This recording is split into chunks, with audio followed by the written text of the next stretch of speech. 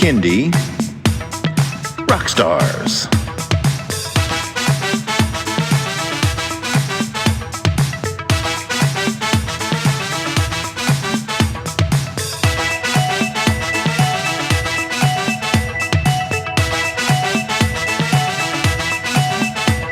Prepare for a treat, let's meet and greet some bands and singers that are super sweet, making music that's fun for boys and girls. Help them learn about this great big world. Fun for the family, yes it's true, your kids will love it and you will too. Clap and dance and sing aloud, become a part of the Kindie crowd. These songs will make you move your feet and give your ears a great big treat. So settle in, grab your guitars, and let's get to know our Kindie Rockstars.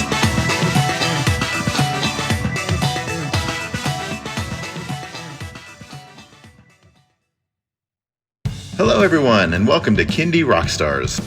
This is the show that gives you the stories behind the songs from some of the best bands and singers that are making fun, informative, educational, catchy, and occasionally silly songs for children and families.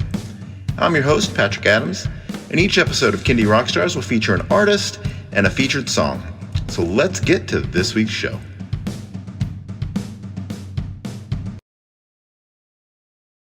With me today is Poco Drom from the beautiful country of the United Kingdom. Welcome to the show. Thank you. Thank you for having me. Very excited. So tell me about yourself. Tell me about the name Poco Drom and how you got into Kindie music. Wow. So let's start with how I got into Kindie music, I guess. I've always been into music from a really young age. Started out playing piano. Did music at school, did it all kind of through my education, and then went on to study music at university. And then I was always really, even though I played piano, I was really into guitar music. So guitar music was my thing, whether it was kind of punk or grunge or indie or kind of Britpop and things like that. So I joined a band, or I formed a band, and I was kind of the principal songwriter. So I got into kind of singing and performing my own music, and did that for quite a while. And as I said, that was kind of a punky, kind of quite angry, kind of shouty, youthful band. And I did that for a number of years and then stopped and kind of didn't do a lot of music. I was always playing and I was always singing, but didn't do very much until maybe like about 10 years later. And I was, doing some other kind of like community music projects, and I went on holiday with my wife, and I took my ukulele, and whilst we were kind of walking on the beach, I started making up this little song about a jellyfish, and it was quite catchy, and it kind of stuck in my head. So when I got back to the apartment we were staying in, I worked it out on the ukulele and started singing it, and then I thought, I quite like this, so I wrote another one. And I've always kind of been into, even though I really like kind of like distorted guitars and kind of quite rocky stuff, I've always liked that kind of alternative kind of acoustic music, almost like the Vaselines or like the Moldy Peaches and Daniel Johnston and stuff like that. And so it kind of appealed to me in that kind of way. And so I started thinking, who's going to want to listen to this kind of odd acoustic, quite catchy songs that I'm writing. And they all happen to be about animals. I thought, you know what, kids might like listening to this. And I didn't have kids. I didn't. Our son is just turned 5, so at the time I didn't have any children. I knew nothing about children's music. I didn't know who Raffi was at that point. I didn't know that kind of They Might Be Giants had done their thing. But I really liked it, and I was in a really kind of positive, happy place, and so it kind of embodied that. And so I kind of did some research, and I found this world of, what I would say kind of alternative kids music, because kids music over here is even to this day still very kind of traditional, that kind of traditional early years music. So I kind of did some research, and I found these people who were doing kind of similar stuff and better stuff and really awesome stuff. And I was like, I want to do that. So I carried on, and I carried on writing and started kind of booking shows and did little gigs. But at that point, it was all acoustic. So yeah, it was all acoustic stuff, and I was acoustic, purely acoustic, for like singer-songwriter for years until COVID, and then the pandemic hit, and I was like, I've got some time on my hands, so I'm gonna completely reinvent my sound. Time to experiment. Yeah, time to experiment, you know, and just I'd wanted to do it for a while, but I'd not had time, because I'd fell into this trap where I was being booked to perform a lot, and if somebody asked me to do a show, I'd say yeah, and I'd go, and so I was performing, you know, multiple times a week and every weekend, and that, which was great, and I was really fortunate to be in that position. But I really wanted to do more writing and more recording and look at changing the style slightly, and so COVID allowed me to do that. So that was the blessing that came out of being locked down. I got to totally change my sound, reinvent it, re-record it, and make some new music. But the name, you asked about the name. So Poco Drom is it's just something I started using, really, and it means Poco is a Romani gypsy word for journey, and Poco is Spanish for a little, and Drom is a Romani gypsy word for journey. So it kind of means a little journey. And then I bumped into someone years ago, and they said, "Oh, Poco Drom, you know that Drom means dream in Swedish." So I was like, "Oh, a little dream, that also works." And I liked the way it sounded, and kids seem to like the way it sounds. So I was like, "That's who I'm going to be. That's me now." Very good. So your songs are mostly animal themed? Sure, all 100%. all animals. I'm very strict on the you know, if you look, I think I've got like about 7 or 8 albums on Spotify, and if you look really hard, you might find a song about an apple, but generally 99.99% purely animals, all animals. Well, there's a wealth of material there, so I don't think that will ever dry up. I don't think so. Although I definitely have my favorites. Like I have about 5 squirrel songs, and I feel bad because, you know, like you say, there's like pangolins. I don't have I should have a pangolin song, but I don't. But yet I've got 5 squirrel songs. So, but you're right. The animals there's so much to write about, and they're so appealing to kids and to adults, and there's so many kind of lessons and messages that you can put in there, especially as well, you know, in the times we're in with the environment and the issues we kind of have as a planet. You know, there's so many lessons that need to be passed on. Not, I wish, just to the younger generation, but they don't. They need to be passed on to, you know, to the grown-ups as well. So animals are a great way to convey that as well, I think. Now, have you ever gotten your son involved in any of your music or recording or? Yeah, he features on so the EP that I recorded. So I recorded an EP called Furry Grunge Electro, which came out last summer. So that was the kind of the new project that I started. And he features on that. So he features in I think in the Slow Worm song. He's got a little bit on the intro, and there's a song Monkeys on a Train that he features in as well. But he's really you know, I'm kind of proud that he's very much his own person. And sometimes I'll be like, come and sing some songs, and he's like, yeah, great. And then other times he's like, nah, you're all right. He's like, he keeps me grounded. He keeps me super grounded.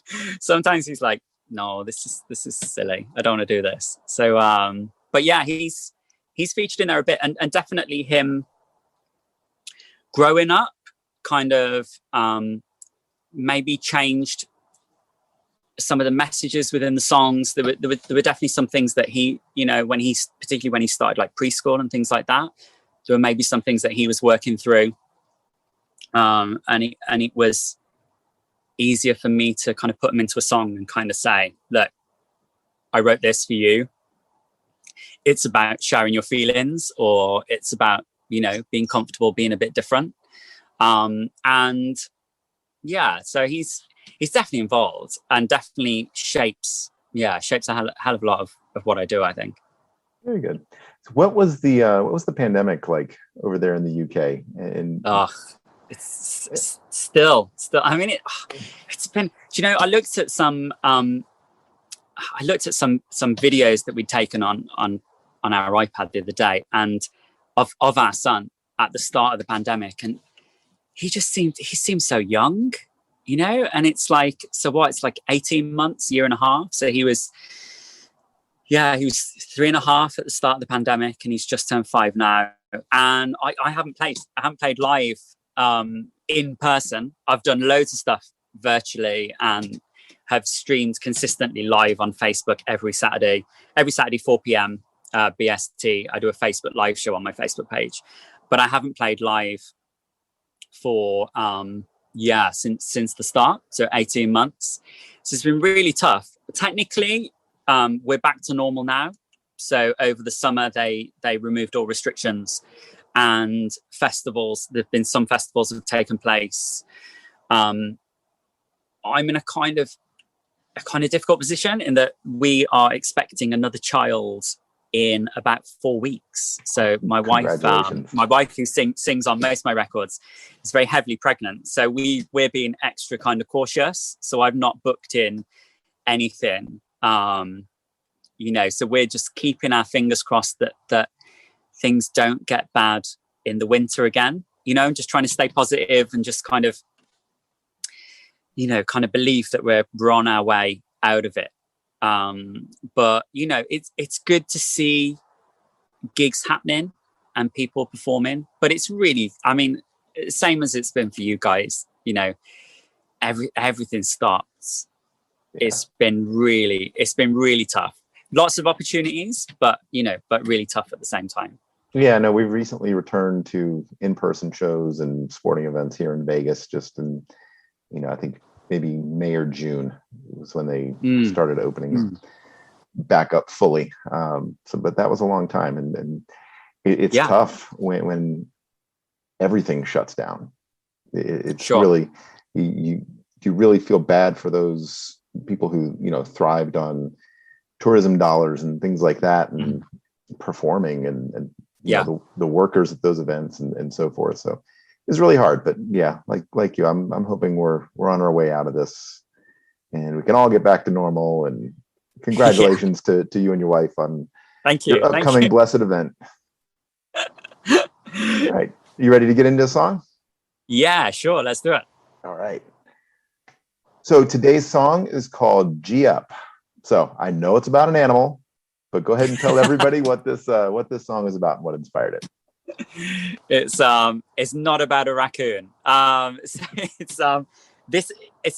song is it's the last single I released, and so as I say, at the start of the pandemic, I kind of went on a bit of a tangent, and I'd released, as I say, about these 7 acoustic albums, and I suddenly went, I'm going to do kind of what I want to do, which is quite electric guitars, drum machines, electro pop, kind of grunge, quite loud, and quite just like I would make. It's music I would make if I was making it for grown-ups, whoever. It's the music I like to listen to, and G Up is very much in that style, and it's about a horse. It's about riding on a horse, and it's just about freedom and wild abandonment, and just this idea of getting on the back of a horse and just riding through the fields and leaving everything behind and not worrying, and the wind through your hair.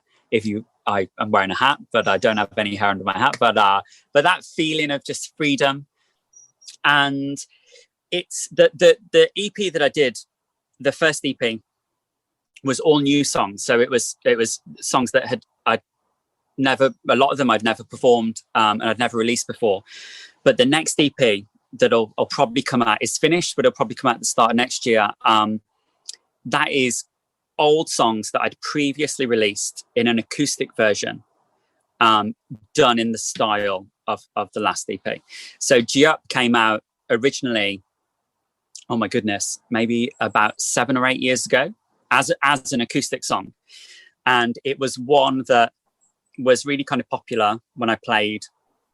It was a bit of a classic and one that people would request. So I was like, I'm going to take this song that everyone loves in this acoustic kind of like scaled back way. And I'm just going to completely electrify it and turn everything up. And so, yeah, it's about that. It's about freedom. It's about letting go. And, you know, it's all of my new stuff is just designed to just get people dancing around their bedroom with their headphones on, with a hairbrush, singing into it, really. So yeah. it definitely embodies that. This will succeed. I haven't heard your acoustic version of this, but I loved this, the instruments. Oh, thank you. The music on this one. It's very catchy. This is definitely kind of songs that, you know, if it's not a kid's song, but kind of songs that I like. So fantastic. All right. Well, let's play it. Here is G Up by Poco Drom.